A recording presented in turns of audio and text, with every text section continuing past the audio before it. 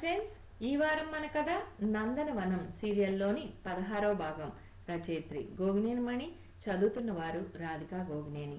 మరి 16వ భాగంలోకి వెళ్లే ముందు ఇప్పుడు దాకా జరిగిన కథ ఏమిటో ఒకసారి చూద్దామా. రవలి వాళ్ళ బంధువుల అమ్మాయి రాజేశ్వరిని శ్రీవల్లి వద్దకు తీసుకువచ్చి, ఈ అమ్మాయి ముస్తాబుని అందరూ ఆక్షేపిస్తున్నారని, శ్రీవల్లి బాగా ముస్తాబు చేస్తుందని తీసుకువచ్చానని చెబుతుంది. అభ్యంతరకరమైన దుస్తులు వేసుకోవటం, అతిగా మేకప్ వేసుకోవడం లాంటివన్నీ తనకు నచ్చవని, ప్రతి మనిషి తనలోని అందాన్ని, ప్రత్యేకతలను గుర్తించి మెరుగుదిద్దుకోవాలన్నదే తన అభిప్రాయమని చెబుతుంది శ్రీవల్లి. ఆ తరువాత అరుగులబడి సమావేశానికి వచ్చిన పున్నమ్మ అనే ఆవిడ తన కొడుకు దగ్గరకు అమెరికా వెళ్ళిన అనుభవాలను చమత్కారంగా వివరిస్తూ అందరినీ నవ్విస్తుంది. ఆ తర్వాత ఏం జరిగిందో 16వ భాగంలో వినండి. విన్నారుగా, ఇక కథలోకి వెళ్దామా. నందనవనం సీరియల్లోని 16వ భాగం. బాగుంది, అది నేను ఎలా నిర్ణయిస్తాను? మనలాంటి పెద్దలకు మాత్రం చూసి రావడం వరకు బాగానే ఉంటుంది. ఇక పిల్లల సంగతి అంటావా, వాళ్ళ భవిష్యత్తు ఆలోచనలు వాళ్ళకి ఉంటాయి. ఎక్కడ ఏ మంచి కనిపించినా అలవర్చుకోగలగాలి. మారిన పరిస్థితులకు అనుగుణంగా ఎవరమైనా మారాల్సిందేగా అంటూ పున్నమ్మ లేచి నిలబడింది. ఉండు పిన్ని, మరి కాసేపు కబుర్లు చెప్పుకుందాం, నీ మాటలు విని ఎన్నాళ్ళైందో అందొక ఆమె. అన్నీ ఒక్కసారే గడగడ పాఠం అప్పచెప్పినట్లుగా ఎలా చెప్పగలనే అమ్మాయి? అప్పుడప్పుడు కుదిరినప్పుడల్లా కూర్చుని చెప్పుకోవచ్చులే, కబుర్లదేం భాగ్యం, అలా ఊట ఊరుతూనే ఉంటుంది. ఇన్నాళ్ళైనా ఇటువైపు రాకపోతేనే అని అందరినీ ఇక్కడే చూడొచ్చు కదా అని వీలు చేసుకుని వచ్చాను. పెద్ద మనవడికి కొంచెం ఒళ్ళు వెచ్చబడింది, కొంచెం సేపు వాడి దగ్గర కూర్చోవాలి, అందుకే తొందరపడుతున్నాను.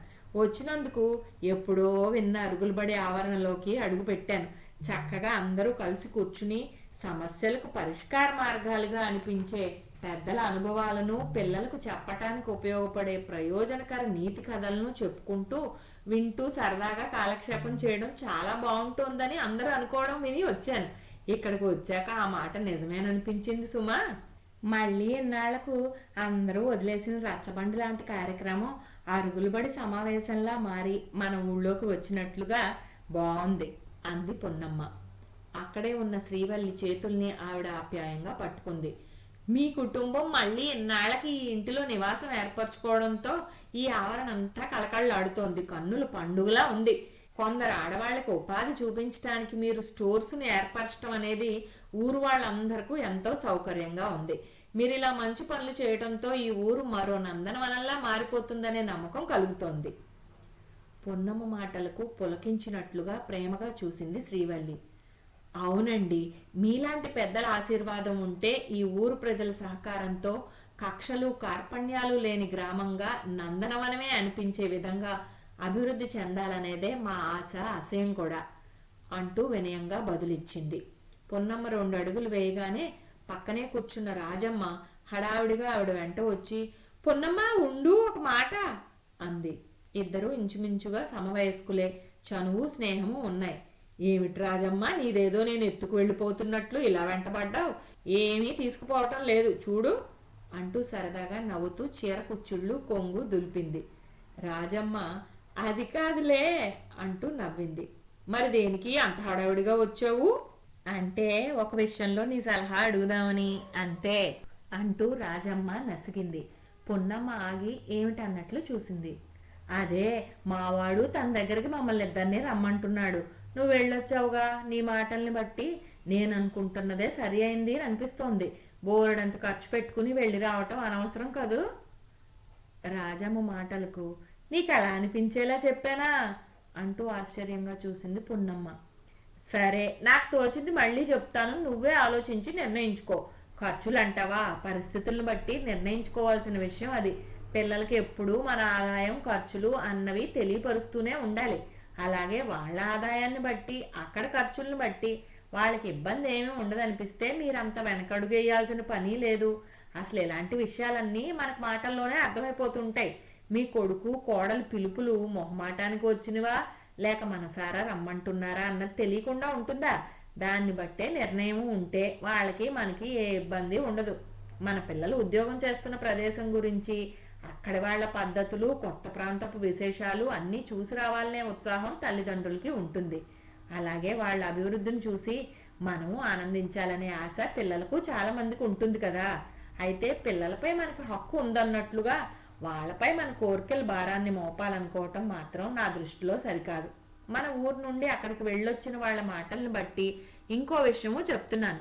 కొందరు పిల్లలు తమకు ఎంత ఆదాయం ఉన్నా నలుగురు కోసమో ఏమో గాని రమ్మంటారు గాని వచ్చిన తల్లిదండ్రుల చిన్న చిన్న కోరికల్ని ఇష్టాల్ని కూడా గమనించినట్లుండి పట్టించుకోరు. అలిమాలిన ఆశలతో అన్నీ చూసేయాలనే ఆత్రము అంత మంచిది కాదు. అలాగే బయటకు అడుగు పెట్టననే వాదము సరైంది కాదు. కొత్త దేశానికో ప్రదేశానికో వెళ్ళి రావటం అనేది చాలా ఉత్సాహాన్ని కలిగిస్తుందనేది మాత్రం నిజం. అంతెందుకు, ఇలా నలుగురం కలిసి సరదాగా కబుర్లు చెప్పుకుంటూ హాయిగా నవ్వుకోవటం ఎంత ఉల్లాసంగా ఉంది. అలాగే వెళ్ళి పిల్లలతో కాలక్షేపం చేయగలగటము ఆనందంగానే ఉంటుంది, అవునా? రాజమ్మ ఆలోచనలో పడినట్లు ఒక క్షణం మౌనంగా ఉండిపోయింది. అవును పొన్నమ్మ, నాకు అలాగే అనిపించింది గాని ఈ దేశంలోనివన్నీ చూశానా ఏమిటి, ఎందుకంత హైరాణ పడుతూ అంత దూరం వెళ్ళి రావడము అని అదే ఊగిసలాట్లా ఉంది. పైగా ఏ పుణ్యక్షేత్రానికో వెళ్ళొస్తే పుణ్యమైనా దక్కుతుంది కదా అంది రాజమ్మ నిట్టూరుస్తూ. గుడి గోపురాల గురించి మాట వచ్చింది కాబట్టి చెప్తున్నా. అబ్బో, అక్కడ ఎన్నో ఆలయాలు ఉన్నాయి, పైగా ఎంతో గొప్పగానూ ఉంటాయి తెలుసా. ఇక్కడవన్నీ చూడకపోతే ఏమైంది, అక్కడికి వెళ్తే కొత్త వింతలు ఎన్నో చూడొచ్చును. మన పిల్లలు ఉండే ప్రదేశం కాబట్టి మనకు సౌకర్యంగానే ఉంటుంది. లేకపోతే మనలాంటి వాళ్ళం పనిగట్టుకుని డబ్బున్నాళ్ళలా దూరదేశాలకి విహారయాత్రలు అంటూ బయలుదేరలేం కదా. ఇదిగో రాజమ్మ, నాకేదో ఎక్కువ తెలిసినట్లు చెప్పడం లేదు. అడిగిన వాళ్ళకు మాత్రం నాకు తోచిన మాటలు 4 చెప్పడం ఓ అలవాటు. ఎవరమైనా గాని నలుగురు సలహాలు కాదనకుండా విని ఆ పైన మన కష్ట నిష్ఠూరాన్ని బట్టి ఓ నిర్ణయానికి రాగలగాలి, అవును కదా. పొన్నమ్మ మాటలకు చిన్నగా నవ్వి, మనం వీధిలో నిలబడే ముచ్చట్లు పెట్టేసుకున్నాం, నీకు తొందర ఉందన్నావుగా, సరే ఇక వెళ్ళిరా అంది రాజమ్మ. ఇద్దరు మళ్ళీ కలుద్దాంలే అని వీడ్కోలు చెప్పుకుని ఎవరిళ్లకు వాళ్ళు అటుగా బయలుదేరి వెళ్లారు. పొన్నమ్మ తన ఇంటి వీధి మలుపులో ఉండగానే కాంతమ్మ ఎదురొచ్చింది. అక్క, అరుగులబడి వారింటి నుండే వస్తున్నావా అని అడిగింది. అవునే కాంతం, ఎప్పటి నుండో అనుకుంటే ఈ రోజుకి తీరుబడి అయింది. నా ఉద్దేశం ఏమిటంటే అందరం ఆ సమయానికి వీలు చేసుకుని ఇలా కలుస్తుంటే మాత్రం చాలా బాగుంటుంది అనిపించింది. తాపత్రయాలన్నీ మూట కట్టి అటకెక్కించేసి చక్కగా ఇలాంటి ఆట విడుపు ప్రోగ్రాములు పెట్టుకుని హాయిగా నవ్వుతూ కాసేపైనా కాలక్షేపం చేయగలిగితే అంతకన్నా కావాల్సింది ఏమి ఉండదని ఈరోజు అర్థమైందనుకో. నా చిన్నప్పుడు మా నాన్న సుబ్బయ్య శర్మ గారి సిద్ధాంతాలు అంటూ చాలానే చెప్పేవాడు. ఎక్కువ తక్కువలు భేదాలు లేకుండా ఒక ఊరి వాళ్ళం, అందరం ఒక కుటుంబమే అన్నట్లుగా ఆత్మీయంగా ఉండాలనేది వారి ఆశయమట. ఇప్పుడు మళ్ళీ వారి మనవడు ఇన్నేళ్ల తర్వాత ఆయన ఆశలు ఆశయాలకు ప్రాణం పోస్తున్నాడు. నిజంగా ఇది మన ఊరు వాళ్ళ అదృష్టమే. వినగా వినగా మంచి కొంచెమైనా తలకెక్కి తీరుతుంది. అక్క, నీ మాటలు విన్నా నాకు అలాగే ఉంటుంది, చక్కగా చెప్పగలవు. ఈవేళ నువ్వు వస్తున్నావని తెలిసి నువ్వు చెప్పే అమెరికా సంగతులు విందామని నేను వద్దామనుకున్నా, కానీ పిండి వంటలు పని పెట్టుకోవడంతో వీలవలేదు. ఇప్పుడు నీ మాటలు విన్నాక అవును, ఎందుకు ఇలాంటి బరువు బాధ్యతలను ఎత్తుకుని హైరాణ పట్టడం మెల్లమెల్లగా తగ్గించుకోవాలని అనిపిస్తోంది. నిజమే కాంతం, ఈ వయసులోనైనా మనం కొన్ని తాపత్రయాల్ని తగ్గించుకోవాల్సిందే, మనకే మంచిది. మనకు నచ్చిన వాటిని అంగీకరించడంలో తాత్సారం పనికిరాదు, తెగింపు చూపాల్సిందే. ఎవరి కోసమో కాదు, మనకి మనమే మంచి చేసుకోవడం అన్నమాట. సరే, నా అమెరికా కబుర్లు ఈ రోజు వినకపోతే ఏమైందిలే, అవేం మురిగిపోయేవి కావు. ఆ కబుర్ల మూట మనసులో పదిలంగా అలాగే ఉంటది. ఇంకొకటి చెప్పనా, నేను అక్కడ ఉన్న నాళ్ళు ఏ వింత చూసినా, విడ్డూరంగా అనిపించినా, కళ్ళు ఇంత చేసుకుని చూసి ఫోటో తీసి పటం కట్టేసినట్లుగా మనసులో పెట్టేసుకునేదాన్ని. ఎవరైనా అడిగితే ఆ దొంతర్ని కదిపి కబుర్ల వర్షం కురిపించేద్దామని చూస్తుంటే అందరూ వెళ్ళొచ్చిన వాళ్లే, ఎవరికీ కొత్త కాదు. మరి ఆ మూట మూడి విప్పే అవకాశమే దొరకకుండా పోతుంది. నీలాంటి ఒకరిద్దరు ఎవరైనా అడిగితే ఇంకేముంది, ఆనందంగా తడిసి ముద్దయ్యేలా వాన కురిపించేస్తున్నా, చూసుకో కాసుకో అన్నట్లు అన్నమాట. మరి ఎప్పుడు వస్తావు మా ఇంటికి? ముందే చెప్పాను కాబట్టి ప్రమాదం తప్పిందనుకుంటూ తప్పించుకోవాలనుకుంటున్నావా చెప్పు అంది సరదాగా నవ్వి. పున్నమ్మ మాటలకు కాంతం కూడా హాయిగా నవ్వింది. అక్క, నీ మాటల రుచి నాకు ఇప్పుడే కొత్తగా తెలియటం కాదుగా, ఎప్పటి నుండో తెలిసిన విషయమే. అందుకే నీ హెచ్చరికలకేం నేను బెదిరిపోను, తుపాకీ గుండులా దూసుకు వచ్చేస్తా, నువ్వే సిద్ధంగా ఉండు ఏమాత్రం తగ్గకుండా కాంతం చెప్పింది. అది చూస్తానుగా అంటూ ఆవిడ ఈవిడ నవ్వుకున్నారు. ఆ తర్వాత 2వ రోజుకే ఓ విడ్డూరమైన వార్త ఆ ఊళ్ళో సంచలనం రేపింది. భద్రయ్య ఇంటి పక్కన ఉండే మైదానం లాంటి ఖాళీ స్థలంలో ఎవరో తిరుగాడటం చూసిన వాళ్ళు అచ్చం సుబ్బయ్యలాగే ఉన్నాడని ఒకరు, లాగే ఉండటం ఏమిటి సుబ్బయ్యే, పక్కనే ఉన్నది రామం అని ఇంకొందరు నిర్ధారించేశారు. సరిగ్గా ఆ సమయంలో సుబ్బయ్య గారు ఇంట్లోనే ఉండటం చూశామని ఆ రోజే ఆ ఇంటికి సమావేశానికి వచ్చిన వాళ్ళు కొందరు నొక్కి వక్కాణించారు. ఒకే సమయంలో ఒకరే రెండు చోట్ల ఉండటం ఎలా వీలవుతుంది అని మరికొందరు వాదన. ఎవరికి వాళ్ళు తాము చూసిందే నిజమని నమ్ముతారు కాబట్టి అదే నిజమని నిరూపించాలని తాపత్రయపడ్డారు. ఎవరి మాటలు నమ్మాలో తెలియక చాలా మంది తికమకపడ్డారు. సరిగ్గా సమావేశం మధ్యలోనే పరమేశ్వరం గారి కారు వచ్చి ఆగితే రామం కారు దిగి ఇంట్లోకి వెళ్ళగానే ఆ కారు సౌభాగ్యపురం వైపుగా వెళ్ళిపోయిందని మరి కొందరు చెప్పారు. అంటే రామం కూడా ఆయనతో కలిసి కనిపించే అవకాశం లేదంటూ అక్కడున్న వాళ్ళు వాదించారు. సుబ్బయ్య గారు అయితే అటు ఇటు తిరుగుతూ అందరి కబుర్లలోనూ పాలు పంచుకున్నారు. ఆ సమయంలో వేరే చోట తిరుగాటం ఎలా సాధ్యమవుతుందని గట్టిగా ప్రశ్నించారు కూడా. దూరం నుండి చూసి సుబ్బయ్యే అయి ఉంటాడని కొందరు భ్రమపడి అలా అనుకోవటము జరిగిందేమో అని అనుకున్నారు. ఆ సమయంలో ఆయన ఇంట్లోనే ఉండటాన్ని చూశామనే వాళ్లే ఎక్కువ మంది కావడంతో మిగతా వాళ్ళు భ్రమపడ్డారేమోననే ఆలోచనతో మరికొందరు మౌనం వహించాల్సి వచ్చింది. శ్రీవల్లి వాళ్ళు వీళ్ళ ద్వారా విన్న ఈ కబురు ఆయనకి చెప్పింది. ఆయన విని చిన్నగా నవ్వి ఊరుకున్నాడు. ఆయనకో విషయం గుర్తుకొచ్చింది.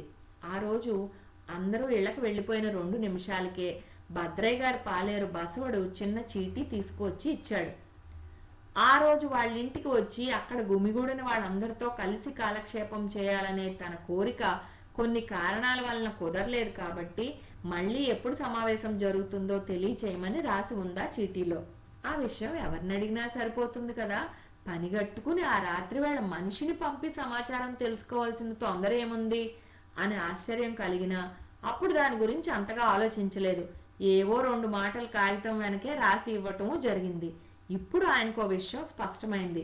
తన చేను పక్కనే తిరుగాడిన వాళ్ళిద్దరూ దగ్గరలోనే ఆగి ఉన్న కారు ఎక్కగానే ఆ కారు పట్నం వైపుగా వెళ్ళిందని ఒకరిద్దరు చెప్పడంతో ఏ విషయమో నిర్ధారించుకోవాలని, అంటే తన ఇంట్లోనే నిజంగా కొందరు చెప్పినట్లుగా ఉన్నాడా లేక ఒకరిద్దరు చెప్పినట్లు ఎక్కడికో వెళ్ళి ఉంటాడా తెలుసుకోవడానికే పాలేరుని చూసి రమ్మంటే బాగుండదేమోనని అలా చీటీ ఇచ్చి పంపి ఉండొచ్చని అనుకున్నాడు ఆయన.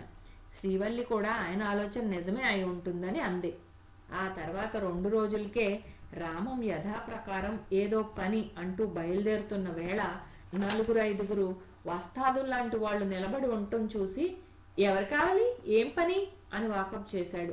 వాళ్ళు సరిగ్గా సమాధానం చెప్పకపోవడంతో రామంకి కొంచెం అనుమానం వచ్చి రెట్టించి అడిగాడు. మేము సుబ్బయ్య కోసం వచ్చాం, నీకేంటి జవాబు చెప్పేది, అడ్డం లేగు అంటూ నిర్లక్ష్యం చూపేసరికి రామానికి కోపం వచ్చింది గాని నిగ్రహం చూపించాడు. మా ఇంటికి వచ్చి నీకెందుకు అని నన్నే అడుగుతున్నారంటే మీరేదో కావాలని గొడవ పెట్టుకోవడానికి వచ్చిన బాపత్ మనుషుల్లా అనిపిస్తున్నారు. ఆయన కోసం మీరు ఏదైనా సలహా సమాచారం కోసం వస్తే పర్వాలేదు కానీ అనవసరంగా గొడవ పెట్టుకునే ఉద్దేశం ఉంటే మాత్రం కుదరదు. మీ మంచి కోరే చెప్తున్నా, వెనక్కి వెళ్ళిపోండి అన్నాడు. సినిమాల్లో విలన్లకు మళ్ళీ వాళ్ళు పెద్దగా నవ్వారు. అందులో ఒకడు గొంతు పెంచాడు. సుబ్బయ్య బయటకు రా అంటూ గావు కేక పెట్టాడు. ఆ గలాటా విని ఇంటి బయటకు వచ్చిన సుబ్బయ్యను చూస్తూనే వాళ్ళందరూ రామాన్ని నెట్టుకుని తడిక తలుపును తీసుకున్నట్లుగా కాకుండా తోసి పడేసి తన్నుకుంటూ లోపలికి వచ్చారు. రామం కూడా వాళ్ళ వెనకే వచ్చి అరుగు మీద ఎక్కి కూర్చున్నాడు. ఎక్కడికో బయలుదేరిన వాడివి వెనక్కి వచ్చి కూర్చున్నావే ఆయన ప్రశ్నకి రామం చిరునవ్వు చెందించాడు. వినోద కార్యక్రమం చూడటం నాకు చాలా ఇష్టం అని తెలుసు కదా నాన్న, ఇక్కడ అలాంటిదేదో జరగబోతుంది అనిపించి ఇలా వచ్చేశాను. రామం మాటలకు ఆయన చిరునవ్వుతో భుజం మీద చేయి వేసి, ఇక్కడ ఉండి నువ్వు చేయవలసింది ఏమీ లేదు గనక నిశ్చింతగా వెళ్ళి నీ పని నువ్వు చూసుకో అన్నాడు. కొంచెం సందేహంగా చూస్తుండేసరికి నేను చెప్పాను కదా అనగానే ఆ మాటలు ఆజ్ఞలా ధ్వనించటంతో రామం వెళ్ళడానికి లేచాడు. ఒక అడుగు వేసి వాళ్లతో, మీ మాటల్లో నాకు మర్యాద కనిపించలేదు, గిల్లి కజ్జా పెట్టుకోవాలని మాత్రం అనుకోకండి, నేను వెళ్ళిపోతున్నా, పెద్ద ఆయన ఒకడే కదా ఏమైనా చేసేయచ్చని దాడికి తెగబడకండి, మీ మంచి కోరే హితవు చెప్తున్నాను. ఇప్పటి వరకు ఎవ్వరికీ తెలియని సంగతులు మీకు చెప్పనా, మీ చేయి ఆయన పిడికిలకి చిక్కిందంటే కాళ్ళు చేతుల కీళ్ళన్నీ పట్టుకోల్పోతాయి. ఇక రెండవది, ఆయన చేతులు చాపి హత్తుకుంటే అది ధృతరాష్ట్ర కౌగిలే నుగ్గు నుగ్గు అయిపోతారు అన్నాడు. ఏదో రహస్యం చెప్పినట్లు గుసగుసలా చెప్పి వడివడిగా అడుగులు వేస్తూ వెళ్ళిపోయాడు. ఆయన వాళ్ళ వైపు చూస్తూ, మీరేదో మాట్లాడదామని వస్తే మావాడు కొంచెం దూకుడు చూపించాడేమోననిపించింది, అందుకే పంపించేశాను. ఇప్పుడు చెప్పు తమ్ముడు, ఏం పని మీద వచ్చారు అని ఒకరిని భుజం మీద చేయి వేసి అడిగాడు. వెనక ఉన్న ఇంకొకడు దురుసుగా, వరుస కలిపి తమ్ముడు అంటే మేము మురిసిపోతాం అనుకున్నావా? తమ్ముడు అని పిలవడానికి నువ్వు మాకు తోడబుట్టిన వాడివా, మా వాడలోని వాడివి కూడా కాదు కదా అన్నాడు. మన అందరం ఒక ఊరి వాళ్ళమేగా, ఏదో వరుసతో పిలవటమే బాగుంటుంది కదా. అన్ననో తమ్ముడు అనో వయసు తేడాన్ని బట్టి పిలుచుకోవడంలో నష్టమేముంది? ఇంకొకడు చిరాగ్గా చూసి, మేము వియ్యం కోసం వచ్చిన వాళ్ళం కాదు, కయ్యానికి వచ్చిన వాళ్ళం, అది తెలుసుకో ముందు గట్టిగా అన్నాడు. కయ్యమేదో వస్తుందని ఊహించి నాకు సాయంగా ఉండిపోదామని వెనక్కి తిరిగి వచ్చిన పోట్ల గిత్తలాంటి మా వాడి దూకుడుకు ముక్కుతాడు వేసినట్లుగా ఇక్కడ ఉండొద్దని ఎందుకు పంపేశాననుకుంటున్నావయ్యా? మీరు కొట్టినా సరే నేను మీతో పోట్లాట పెట్టుకోవాలనుకోవటం లేదు కాబట్టే కదా అంటూ గట్టిగా అరిచిన వాడి వైపు ఆయన అనునయంగా చూశాడు. ఇంకొకడితో, కొట్లాటకైనా పోట్లాటకైనా ఇద్దరు ఉండాలిగా, మీరంతా ఒకటనుకుంటే ఇంకొకరు ఎవరు? మరి నా ప్రమేయం లేకుండా మీరు ఎవరిని ఏం చేయగలరు? చప్పట్లనేవి ఒక్క చేయితో సాధ్యం కాదని మీకు తెలుసుగా, మరి కొట్లాట మాత్రం ఎలా వీలవుతుంది? ఆయన మాటలు అర్థం కాక వాళ్ళు ఓ క్షణం మొహమొహాలు చూసుకున్నారు. ఇంతటితో 16వ భాగం సమాప్తం. వచ్చే వారం 17వ భాగంతో కలుద్దాం.